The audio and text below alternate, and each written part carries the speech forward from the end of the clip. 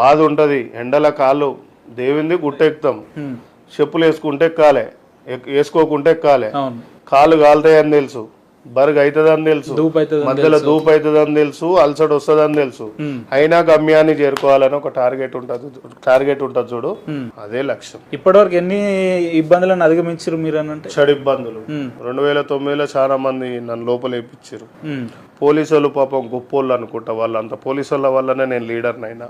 Okay, అసలైన survey చేసి అప్పుడున్న పోలీస్ వ్యవస్థ వేరు, నిజాయితీకి పనిచేసారు. 2009లో 2004లో మా ఇంట్లో పెద్ద గొడవల ఎన్ఎస్వైలో గాంధీ భవన్లో లొల్లి అయితే, మళ్ళీ యూత్ కాంగ్రెస్లో లొల్లి అయితే మా ఇంటికాడికి వచ్చి పోలీసు వాళ్ళు నిలవాడు, ఈ అన్ని రాజకీయాలు ఎందుకంటే నేను ఇంట్లోకి వెళ్ళి బయటికి వెళ్ళిపోవడం అక్కడి నుంచే. సో అప్పుడు నన్ను ఎంక్వైరీ చేసి పోలీసు వాళ్ళు కాపాడింది.